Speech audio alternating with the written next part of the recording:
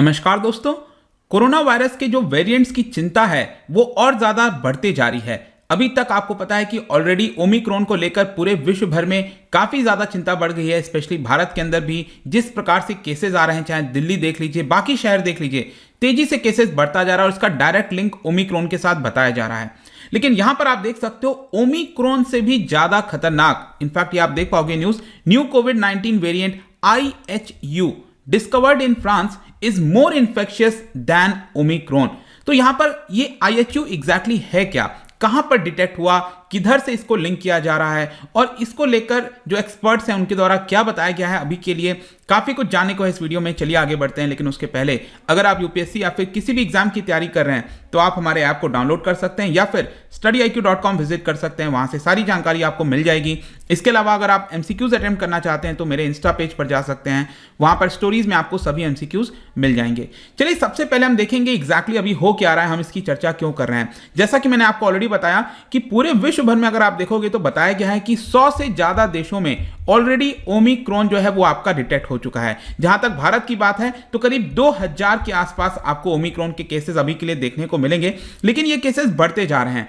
अब यहां पर क्या हुआ है कि जो साइंटिस्ट हैं फ्रांस के अंदर, उन्होंने एक नया म्यूटेटेड स्ट्रेन ओमिक्रॉन से भी ज्यादा खतरनाक इसको डिटेक्ट किया है। तो चलिए पहले इस न्यू वेरिएंट के बारे में थोड़ा सा समझ लेते हैं। ध्यान रखिएगा, इसका जो नाम है अभी के लिए IHU बोला जा रहा है। वैसे आपको पता है कि जो नाम है वो चीजें चेंज होती रहती हैं।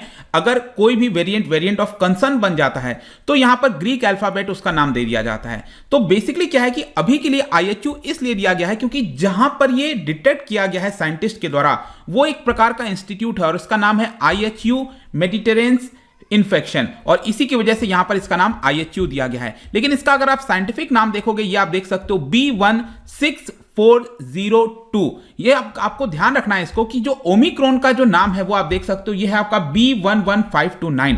तो इससे आपको एक चीज समझनी है कि इसका जो मतलब कि जब हम कहते हैं ना B1, तो B1 आपको कॉमन दिख रहा होगा, तो कहीं ना कहीं इसका जो एक मैं आपको सरल शब्दों में बताऊं तो जो वंशज है वो तो सेम है, लेकिन इसके अंदर जेनेटिक्स चेंजेस आ गए हैं और इसी की वजह से ये नया रूप ले लिया है। और यहां पर आप देख सकते हो अब B16402 वेरिएंट इसको बोला जा रहा है। यहां पर रिसर्चर्स का ये कहना है कि ये इतना ज्यादा इंफेक्शियस इसलिए है क्योंकि इसके अंदर आपको 46 म्यूटेशंस देखने को मिलेंगे। जहां तक ओमिक्रॉन की बात थी, आपको पता है कि जो स्पाइक प्रोटीन होता है कोरोना वायरस का, वहां पर जितना ज्यादा म्यूटेशंस होगा वो उतना खतरनाक बनता जाता है, क्योंकि इसी स्पाइक प्रोटीन्स की वजह से ही ये डायरेक्टली हमारे बॉडी के अंदर अटैच होता है। जो ACE2 रिसेप्टर होता है उससे अटैच हो जाता है। तो मेन फोकस हमारा स्पाइक प्रोटीन पर होना चाहिए। ओमिक्रॉन के अंदर बताया गया कि करीब 30 के आसपास म्यूटेशंस हैं और उसमें से कुछ म्यूटेशंस जो डेल्टा वेरिएंट के थे वो भी देखने को मिले। तो यहां पर भी अगेन ये बताया जा रहा है कि 30 तो छोड़िए, इसके अंदर 46 म्यूटेशंस देखने को मिल रहे हैं। इसी से आप समझ सकते हो कि ये और ज्यादा खतरनाक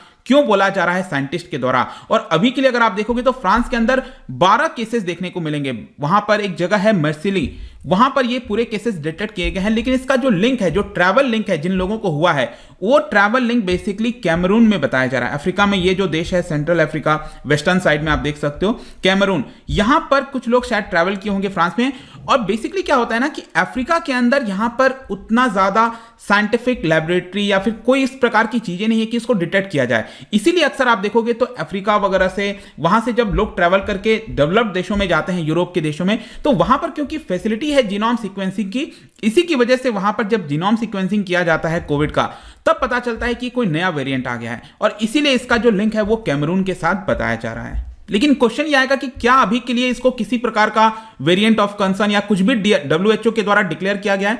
मैं आपको बता दूं, अभी भी विश्व भर में जो ओमिक्रॉन वेरिएंट है वो डोमिनेंट बन चुका है। मतलब कि ये लगातार ज्यादा केसेस बढ़ते जा रहे हैं और IHU बेसिकली बोला जा रहा है कि आगे आने वाले समय में ये फर्दर रैपिडली राइज होगा और ये ओवरटेक में भी कर सकता है। लेकिन अभी के लिए क्योंकि बाकी देशों में इसको डिटेक्ट नहीं किया गया है, क्योंकि जस्ट नया वेरिएंट यहां पर बताया जा रहा है साइंटिस्ट के द्वारा, अब धीरे धीरे क्या होगा कि इसके बारे में पूरे विश्व भर में बताया जाएगा, तो इसको लेकर भी टेस्टिंग की जाएगी। तब यहां पर अगर डिटेक्ट हुआ केसेस, तब जाकर WHO सबसे पहले इसको वेरिएंट अंडर इन्वेस्टिगेशन बताएगा, फिर वहां से खतरा बढ़ेगा तब इसको वेरिएंट ऑफ कंसर्न में डाल दिया जाएगा। और वेरिएंट ऑफ कंसर्न डालने के बाद जो अगला ग्रीक अल्फाबेट है, जैसे कि आप देख सकते हो ओमाइक्रॉन, तो उसका अगला वाला लेटर हो गया पाई। तो मे भी हो सकता है ये जो IHU वेरिएंट की हम बात कर रहे हैं अभी के लिए, ये नया वेरिएंट शायद पाई बन सकता है, लेकिन अभी इसको थोड़ा सा समय लगेगा। लेकिन जो भी चीजें था मैंने आपको यहां पर बता दिया। लेकिन इसमें जो मैं आपको बता रहा था ना जीनोम सीक्वेंसिंग के बारे में, उसका रोल बहुत इंपॉर्टेंट हो जाता है। आप देख सकते हो ये जो चीजें ऑब्टेन की गई हैं, मतलब कि मान लो किसी ट्रैवलर में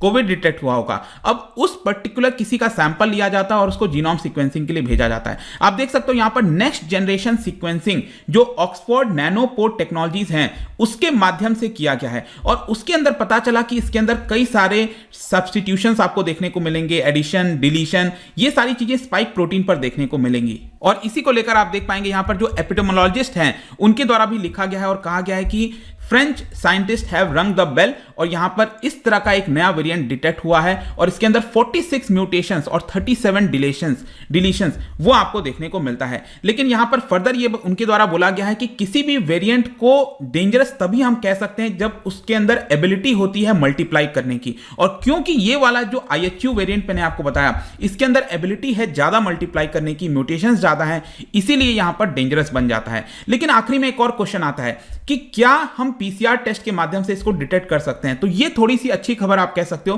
क्योंकि अगर कोई ऐसा वेरिएंट आ जाए जिसको हम PCR टेस्ट से डिटेक्ट नहीं कर पाए तो वो और ज्यादा प्रॉब्लमेटिक हो जाएगा, क्योंकि हर एक सैंपल को आप जीनोम सीक्वेंसिंग के लिए नहीं भेज पाएंगे। तो PCR एक बहुत ही सरल और तुरंत तरीका होता है उसको बारे में पता लगाने का। तो अभी के लिए यहां पर एपिडेमियोलॉजिस्ट के द्वारा बताया गया है कि ये जो IHU वेरिएंट है इसको RT-PCR वो जो टेस्ट किया जाता है नॉर्मली, उसके माध्यम से हम डिटेक्ट कर सकते हैं। अब देखते हैं आगे क्या होता है। लेकिन अभी के लिए जो भी खबर था इस पर्टिकुलर वेरिएंट के बारे में, जो खबर अभी जस्ट आज ही से स्टार्ट हुई है, वो सब कुछ मैंने आपको बता दिया है। जाने से पहले एक क्वेश्चन आपके लिए, क्योंकि डिजीज वगैरह की हम बात कर रहे हैं, तो जो पोल्ट्री फार्म वगैरह होता है वहां पर एक डिजीज है जिसका नाम है मैरेक्स डिजीज। तो मैरेक्स जो डिजीज है वो किसकी वजह से कॉज होता है ये आपको यहां पर बताना है। 4 ऑप्शन है, इसका राइट आंसर आपको पता ही है। मेरे इंस्टाग्राम पर तो मिलेगा ही, वहां पर अगर आप नहीं हो कोई बात नहीं, टेलीग्राम से भी ले सकते हैं इसका सही उत्तर। मैं कई सारे MCQs यहां पर डालता रहता हूं, स्टोरीज के फॉर्म में आप जाकर प्ले कर सकते हैं। बाकी अगर आपको PDF चाहिए तो टेलीग्राम पर आइए, अलग अलग सोशल मीडिया पर भी आप जुड़ सकते हैं। साथ ही साथ UPSC या फिर किसी भी एग्जाम की तैयारी कर रहे हैं तो आप हमारे ऐप को डाउनलोड कर लीजिए। आई होप कि वीडियो आपको पसंद आया होगा। मिलता हूं आपसे next time. Till then, thank you very much, see you soon.